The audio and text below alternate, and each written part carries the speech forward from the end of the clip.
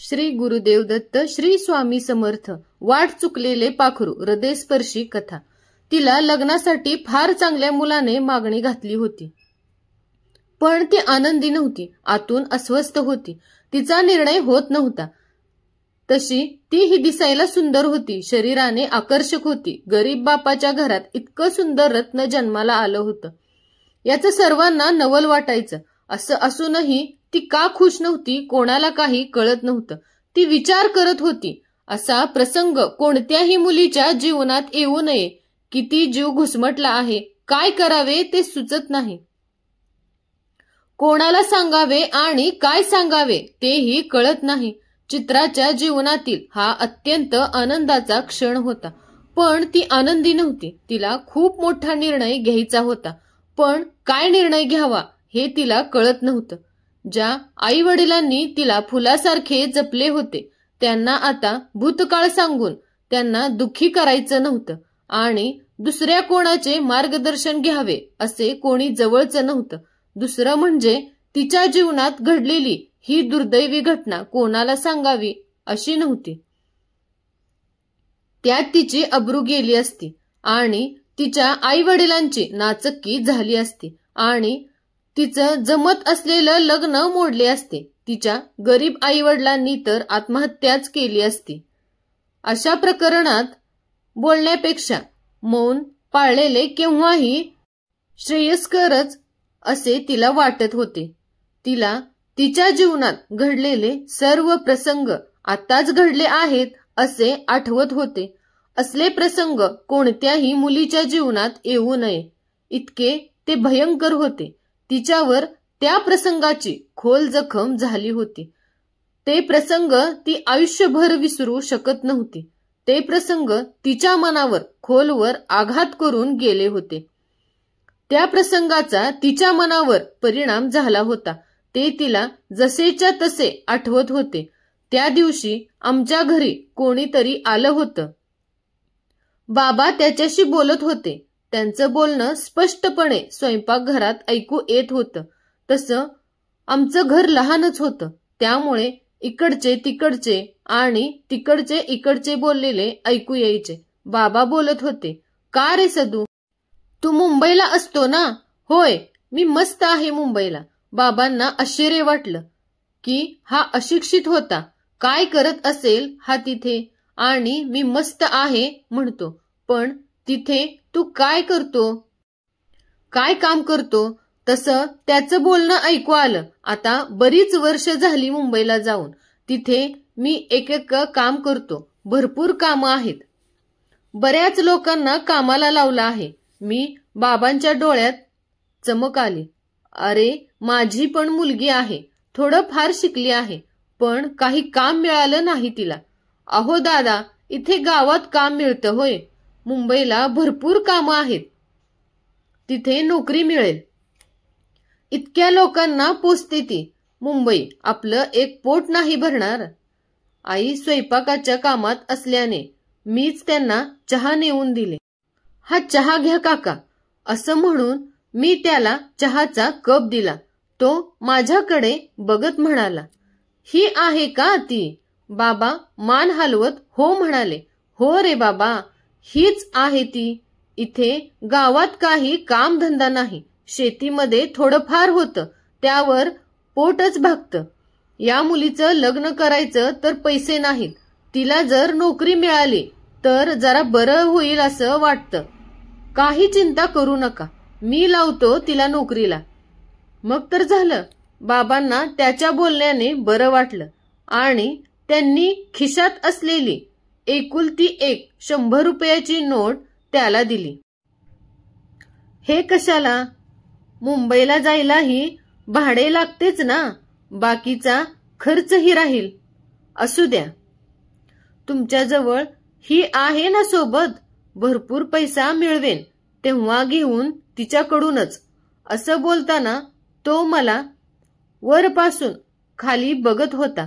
त्याची नजर तितकीशी बरी वाटली नाही, पण बाबांची गरिबी, त्यांची आगतिकता, माझ्या लग्नाचा ताण, या सर्व गोष्टींचा विचार करून मी त्याच्यासोबत जायला तयार झाले.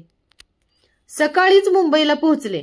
एका स्टेशनवर उतरलो तशी सर्व गाडी तेथेच रिकामी झाली.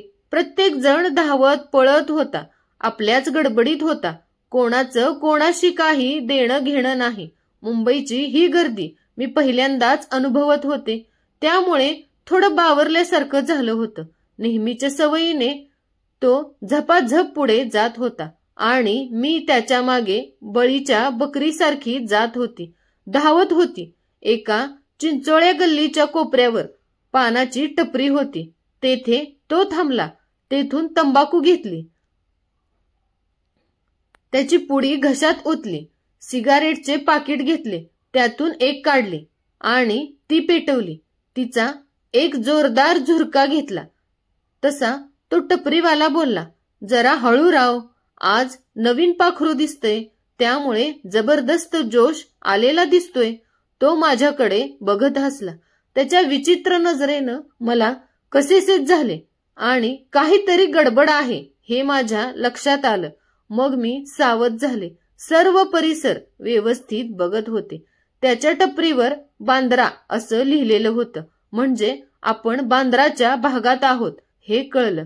पुढे थोड्या अंतरावर छोटीशी पोलीस चौकी दिसली. त्या चिंचोळ्या गल्लीतून पुढे गेल्यावर तो एका जिन्याने वर चढला. छोटंसं खोपटं होतं, तेथे तो राहत होता. सर्वदूर घाण पसरली होती. सर्व सामान अस्ताव्यस्त पडले होते.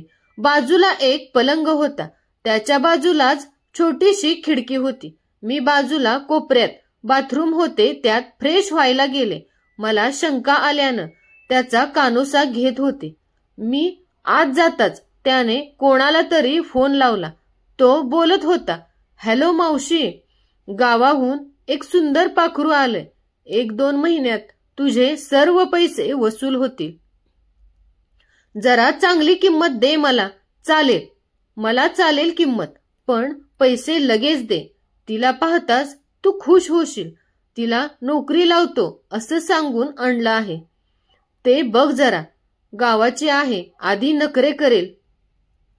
सांभाळून घेशील, मग आणतो मी संध्याकाळी. ठीक आहे, असं म्हणून त्याने फोन बंद केला आणि मी पाणी सांडायचा आवाज करत बाहेर आले.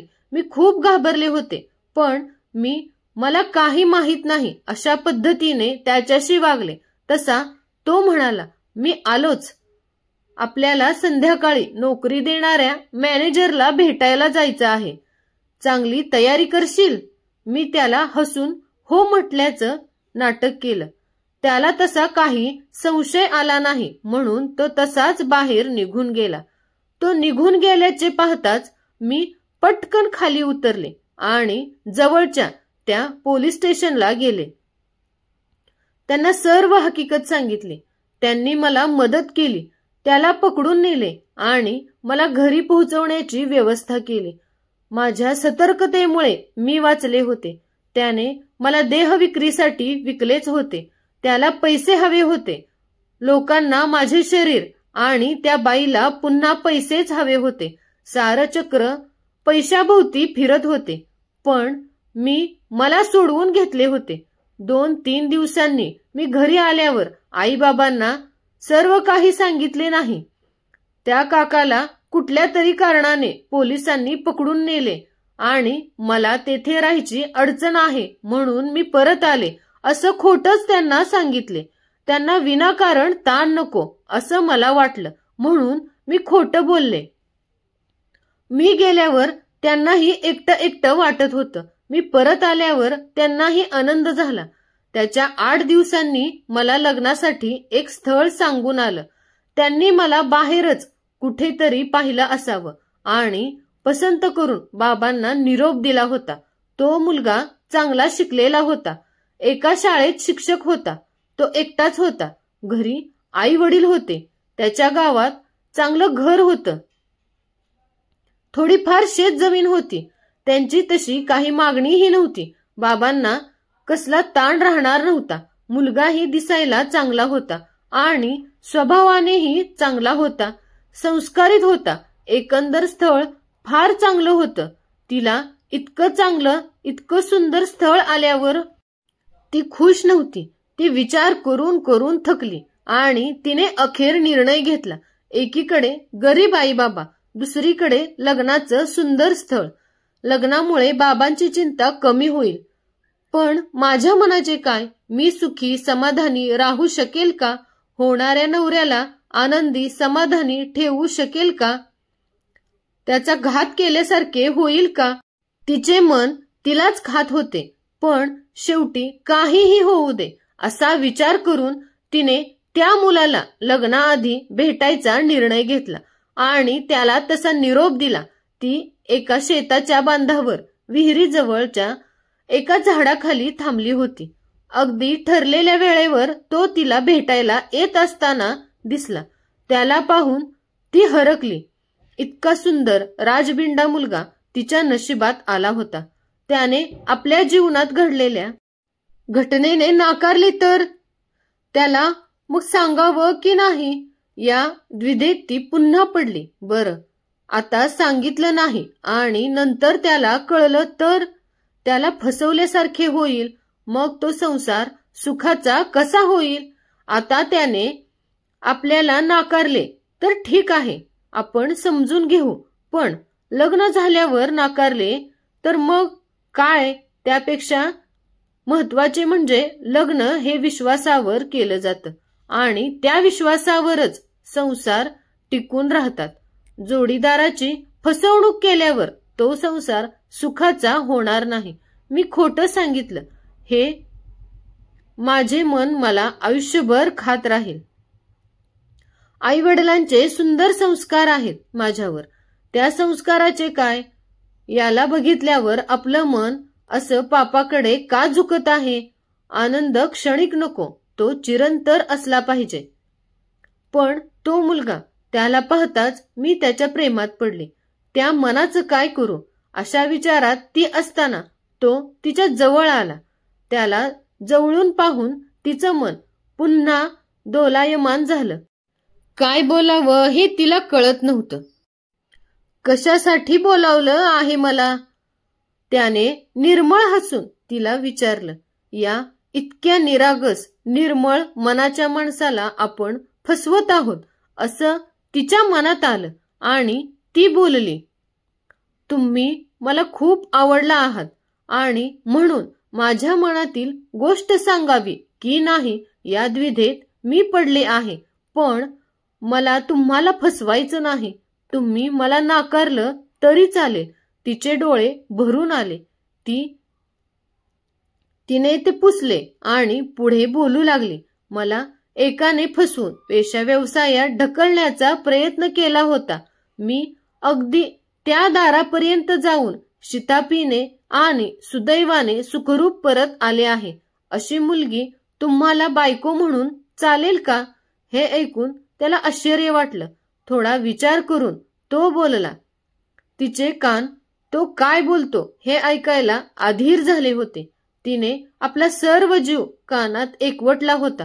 तू प्रामाणिकपणे सर्व सांगितलं खरं, पण मी काय निर्णय घ्यावा असं तुला वाटतंय? माझ्या जागी तू असतीस तर काय निर्णय घेतला असतास? तो तिच्याकडे एकटक पाहत होता. त्याच्या रोखलेल्या नजरेने ती घाबरली. काय बोलावे याचा विचार करायला सुद्धा वेळ नव्हता. काय सांगावं हेही तिला सुचत नव्हते. तिचे हात पाय लटपट कापत होते. तिला थंड हवेत ही घाम फुटला होता. ते पाहून तो बोलला.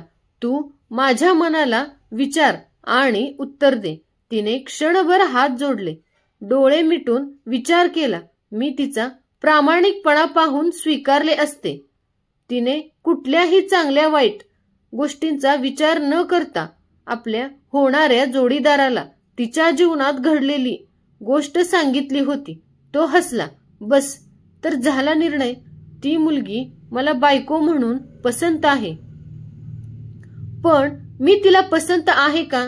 तिच्या डोळ्यात अश्रू जमा झाले होते. लाजेने तिचा चेहराही गुलाबी झाला होता. त्याच्या बोलण्याने ती रोमांचित झाली होती आणि तिने त्याला घट्ट मिठी मारण्यावाचून ती स्वतःला थांबवू शकली नाही.